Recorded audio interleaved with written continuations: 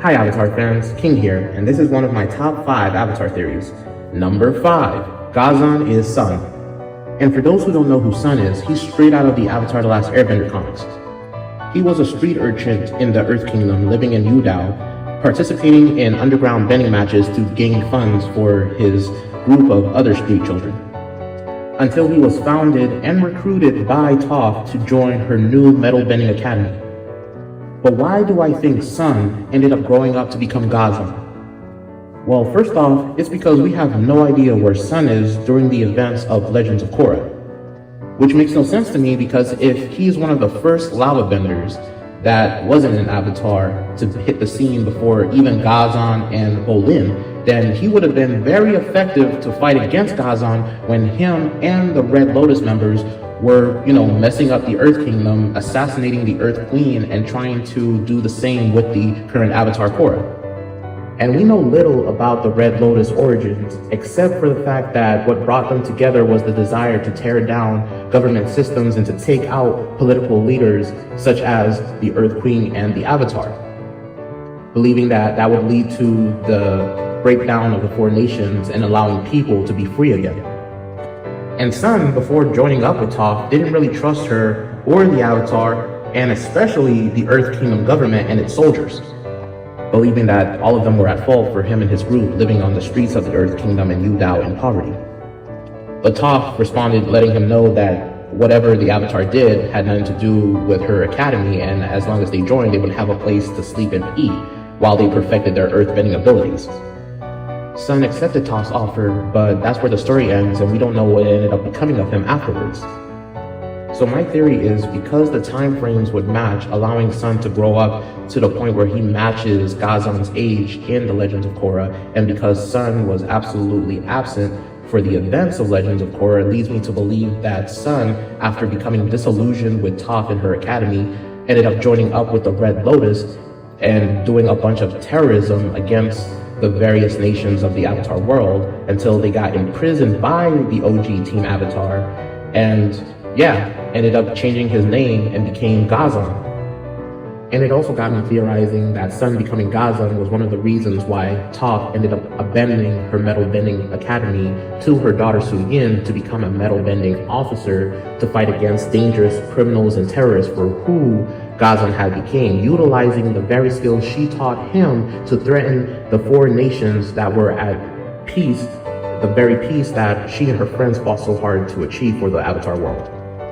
And my reason as to why it wasn't brought up was because only Zuko from the OG Avatar team interacted with any of the Red Lotus members. And even then, old Toph was only brought in to Legends of Korra to deal with Kuvira, which was a threat that came after the stuff with the Red Lotus trying to assassinate Korra. So that's the reason why Gazan didn't bring it up, or old Toph didn't bring it up. But what do you think, Avatar fans? If you like and agree with my theory, then please take a moment to press that like button, as it really does help with me making more of these Avatar videos. And comment down your thoughts and theories as to where Sun was during the events of Legends of Korra, because I really do believe that given the time frame, and being that he was younger than Toph, who during the Legends of Korra ended up becoming an old woman, but I feel like Sun was much younger than her, so he would have just been an old man that wasn't so elderly that he would have had white hair. But given that Gazan has like a sweet mustache and long hair, I feel like Gazan's probably in his 50s or 40s. So he would probably be around the same age as Sun. So I'm thinking that Sun truly ended up growing up to be Gazan. But comment down your opinions and thoughts below. Number 4, Aang's immortality. Now, as Avatar fans would know, the only reason why Avatar Aang was able to avoid the Air Nomad genocide, and then much later on was able to keep Fire Lord Ozai from using the power of Sozin's Comet to genocide another bending nation, was because he was frozen in an iceberg for 100 years. But it had me asking, how is that even possible? Most people say it's because he went into the Avatar state, and it's because he's the Avatar that he was able to stay frozen for all that time without, decomposing and dying. But I feel there's a little bit more to it than that. I believe because the Avatar state is a self-defense mechanism of the Avatar that allows him to connect with all of the previous past Avatars, gaining their memories, gaining their experiences, all of it being focused into that current Avatar's body, allowing them to release unleash all of that potential power within them, that when Aang's life was in danger, when he was about to drown in that water with Appa, that when he triggered the Avatar state, subconsciously, that he was able to connect with one of his recent past lives, Avatar Kyoshi. And we all know what Avatar Kyoshi is famous for. Living up to the age of 230, looking like she was still a young adult when she died. She learned the key to immortality from another immortal earthbender known as Lao Ji. And without going into the very intricate details of how immortality works in the Avatar world, I believe that Aang doesn't really know, or rather remember, what it takes to be immortal. Instead, I believe that when he went into the Avatar state, either Avatar Kyoshi quickly informed him of what it took to put his body into an immortal state, so that he would be able to keep living through being in the glacier, making sure that his body doesn't deteriorate while inside of it, or that Avatar Kyoshi full-on possessed him to do so in his stead for those 100 years until he was eventually thawed out by Sokka and Katara. And you might as well ask, well, if he was doing that for those 100 years, then why didn't he just utilize the Avatar state's power to break out of the glacier and come out of the water? And my point to that would be, he was extremely afraid and confused, with the only thing that was on his mind before he went to the Avatar state was desperately surviving and not drowning. So I could see, being a little kid, the only thing that Aang could think of was creating a glacier to keep himself from drowning, which of course is very foolish to, someone who isn't, in a life and death situation that can sanely think stuff through. But Aang, just being in that fight or flight or, live and die situation, just immediately utilized the Avatar state to keep himself from drowning and preserve himself in the glacier, not really thinking about what would happen afterwards. And being that, the only thing he focused on was keeping his cells from deteriorating via Avatar Kyoshi, then I could see that's the reason why he was stuck in a coma-like state, not, coming up with the idea of, hey, so I saved myself from drowning, why not utilize the Avatar state to break out of here and get out of the water? So that's what I truly believe Aang, low-key utilized Avatar Kyoshi's immortality, especially from the Legends of Korra, in which it's shown that, previous avatars can teach skills, extremely advanced skills, to the next generation, the way Aang, not only gave Korra the ability to energy bend, but also quickly taught her how to utilize it as well. And also why Aang, who was in a traumatic coma-like state, would forget what it took to... Number 3, Kuruk's knife. Now, first off, this is going to be a reach. But before you go ham in the comment section below, I just want you to know that this is being based off of the idea that in each Avatar novel, giving the story of the lives of one of the previous avatars, it's revealed details about them, such as more details on Kyoshi's immortality, details on a secret power that Avatar Yingchen held, or how Avatar Roku had a twin, and how he was able to produce and vent iridescent flames because of a bending, empowering cave. And because we've already done 3 of the past 4 avatars that Avatar Aang and Avatar Korra were able to gain wisdom and advice for, that I feel like the last one, Avatar Kuruk's novel, is probably gonna give us more info and shine a light on how he was able to hunt all those dark spirits. Because, I don't know if you know this, but spirits in the Avatar world can't really die. They're basically like energy, where they're able to either change form, disperse, be absorbed, eventually, regardless of what happens to a spirit, it will always return or be reborn into something new. That whole thing with the moon spirit, the moon spirit opted to, turn itself into a living thing, which was a koi fish. The same with the ocean spirit. So a spirit can technically die via that, but even still, they would return, as shown in the Avatar comics, with that spirit that the old spirit, General Old Iron, believed was gone, because she turned herself into a human, and then she died, but her spirit still remained centuries later. So what I'm thinking is that Avatar Kuruk did hunt spirits, but as we all know, bending is rendered useless in the spirit world. So for him to go up against dark spirits, it would make sense, as it was kind of explained in the live action adaptation series on Netflix of Avatar The Last Airbender, that Kuruk must have been using a specialized weapon to hunt dark spirits. Now, I don't know if that specialized spirit hunting weapon would ever become canon to the actual franchise, because the novels are canon to the events of the cartoon, same with some of the comics. But this whole live action adaptation is just that, an adaptation. They take things a little bit more serious and differently than the cartoon, which kind of like makes it not as good as the cartoon. But we all know that before the creators opted out, they wrote most of the stuff that transpired in the live action series. So I'm thinking, if Kuruk's novel comes out after the second Roku novel, that this whole idea for Kuruk's spiritual knife that he used to hunt dark spirits might actually be legit. That might actually become canon, because it was said that it was forged from materials found in the spirit world. So that could be possible for an avatar to, you know, take and forge into a tool, or in this case a weapon, to use against powerful spirits like Father Glowworm, which could have been the reason why such a powerful spirit such as Father Glowworm was kind of like afraid to encounter Kuruk, but, you know, ended up cursing him. And if such an item does exist, it'd be cool for plot reasons, because who knows, maybe an antagonist could use it against the new avatar after Korra, or heck, maybe someone used it on Korra, and this could have been what led into the triggering of that cataclysmic events that ends up destroying the four nations and putting the seven. Number 2, the Avatar will be the new Lion Turtles.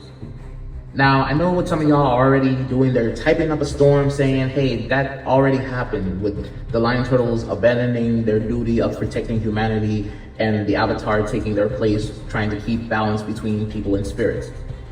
But to say they fully replaced the Lion Turtles is a stretch, and here's why. You see, the Lion Turtles, before the creation of the Avatar, which they had a hand in making, were protectors of humanity via letting humanity live on their backs and, you know, build cities and towns on their backs to keep humans from being attacked and mutated by spirits. And when, you know, humans needed to hunt for food and other resources, the Lion Turtles would allow them to not just, you know, come and go whenever they please, but to also be granted the ability to bend the elements via energy bending. The Lion Turtles were the first practitioners of energy bending, and they could not only utilize energy bending to allow other life forms to bend the elements, but they could also bestow energy bending upon that person, allowing said person to bend the energy within other life forms, to give other life forms the ability to bend, or to take away the ability to bend from other life forms. As was seen when the last Lion Turtle gave Aang the ability to energy bend, so he may take away Fire Lord Ozai's firebending abilities. Also shown when Avatar Aang unlocked energy bending within Avatar Korra, so that she may be able to undo the, you know, permanent damage that Amon did by taking away a bunch of Bender's ability to bend. So it just goes to show that now I feel like the Avatar is complete. They, like the Lion Turtles, were able to, you know, bend the elements, because there were multitude of Lion Turtles, one with earth, one with fire, one with water, and one with air, which is why the Avatar via them and Rava is able to bend the four elements. But now they have energy bending within their repertoire, 5 bending types. And I feel with energy bending, the Avatar can essentially create benders, which would make it the most broken Avatar ability if that is the case. And I can't really see why it wouldn't be the case with all of the examples shown from the show and, you know, novels. Now, what I am saying as to, you know, clarify on my theory of the Avatars being the new Lion Turtles is, I feel that last Lion Turtle that Avatar Aang interacted with would have eventually passed away either in Korra's era or the new upcoming Avatar's era. And I believe that the new Avatar in Avatar 7 Havens will mainly be utilizing energy bending, since most of her problems are going to deal with spirits. And because of this, I feel like it would be awesome if this new Avatar is utilizing energy bending to turn non-benders into benders. Because think about it, if the four nations are like destroyed because of this calamity that happens towards the end of Korra's era, and now everyone's living in these seven havens, the reason why there were four nations to begin with was because of the four main bending types: water, fire, earth, and air. But if a bunch of benders, and I hope this is not the case, but if a bunch of benders ended up, going the way of the dinosaur, or rather going the way of the sky bisons and dragons nearly did, then the world's gonna need more benders to be able to deal with the abundance of spirits that makes the world now inhabitable and forcing humanity to live within these seven havens. So this new avatar is gonna have her work cut out for her, and she's gonna have to learn how to utilize energy bending, which should be no problem, because Korra, even if she rebooted the avatar cycle to make her the only avatar that this new avatar, Pavi, is going to be able to commune with, Korra still knows all the ins and outs of energy bending, at least from her experiences utilizing it and from what she learned from Aang, that she can teach the new avatar, Pavi, everything she knows about it, and Pavi can build on it as she, grows and learns and becomes, her own type of avatar. And if she learns how to give bending to non-benders, bro, it's gonna change the game, man. And you won't have to worry about, the situations of her giving bending to someone who, turns out to not be worthy of it, because as at the same time of her having the ability to give bending, she can also take it away if need be, like Aang did to Ozai. So it would be awesome, and that's my theory as to why the Avatar would become the new Lion Turtles, because they already protect people, they, guard them from spirits and try to keep the balance. They can bend the four elements, and now, including this fifth one, energy bending, they essentially can grant people bending. They are the Lion Turtles. The only thing they're missing is being, as big as them. But hey, as shown by Korra when she goes into her astral form, or by Aang in the comics when he creates that elemental golem, they can also go supersized. So yeah, they're essentially the new Lion Turtles. Number 1, how reincarnation works in the Avatar world. Now, this one's gonna be a doozy. It might very well be a reach, but hey, I'm gonna try my best.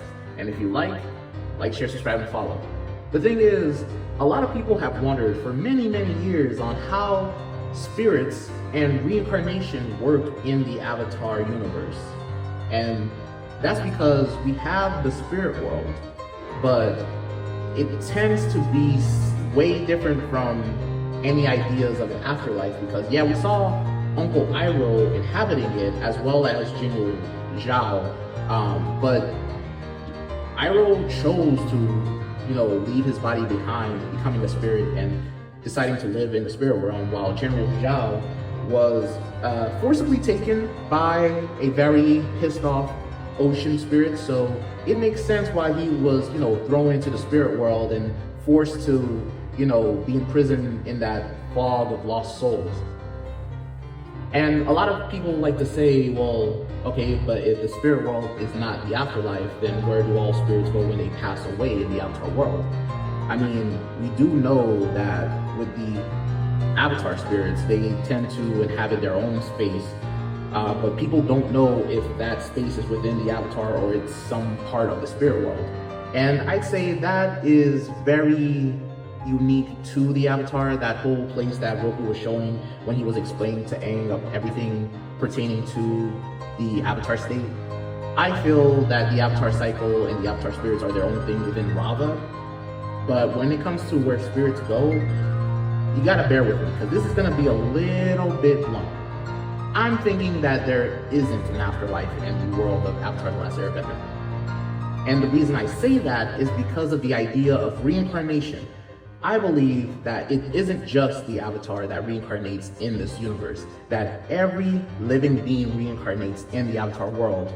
And whether they become an entirely different life form, like becoming an animal, or stay, a human, or, stay within the same nation, or kind of cycle through other nations, is whatever the creators or writers of Avatar wants to make it. But the reason why I came to this conclusion is because of the idea of spirits and how they never die. How spirits are like energy. They can change shape, they can disperse, be absorbed, or, just if a spirit is powerful enough, become human again, as shown by Lady Tenhai in the comics, as well as an example shown in the cartoon with the ocean spirit and moon spirit becoming fishes. And as Rava told Wan, the very first avatar, that because Wan's goal was to try to, maintain balance within the world of the avatar between humans and spirits, but he wasn't able to do so in his lifetime, Rava told him that she would stay with him through all his, future lives, the lives he would have after he reincarnates. And that always stuck with me. I mean, like, what does that mean? Does that mean, like, Wan is within every avatar? And technically that is the case. But what, I came to the idea of when I'm, like, critically thinking about this is that energy, just continues changing the longer it pertains. And I'm thinking with spirits that come from humans that have passed away, like, their, mortal body has eventually, kicked the bucket, that when the spirit, leaves the body, that the energy from that spirit is used to fuel new life, i.e. the birth of a new person. And I'm thinking just like with the avatar, that the memories of that spirit becomes locked away within that new life as it's, making room for new memories and new experiences of this new person that the energy from that spirit was used to birth. And I'm thinking that the only reason that the avatar is able to remember his past lives is because of Rava. She holds not just the elemental power to, bend the four elements, but she also holds the memories of all of the avatars that she has been, fused with, following Wan's reincarnations. And I'm thinking it's the same case with everybody and every creature in the avatar world, that when they pass away, their spirit, if it chooses not to continue, existing as itself, going into the spirit world or staying in the human realm, that they just go and become a new life, that their energy is used to birth a new life. And it's kind of a crazy idea, but reincarnation as an ideology is already a crazy idea. So if you agree with my, thought process behind this insane Avatar: The Last Airbender theory, then please like, share, subscribe, and follow. Ring that notification bell for more crazy Avatar: The Last Airbender theories, and comment down below your thoughts as to how reincarnation in the Avatar world works. Please go check out my GoFundMe for the bending staff. And yeah, until the next Avatar: The Last Airbender video, stay great.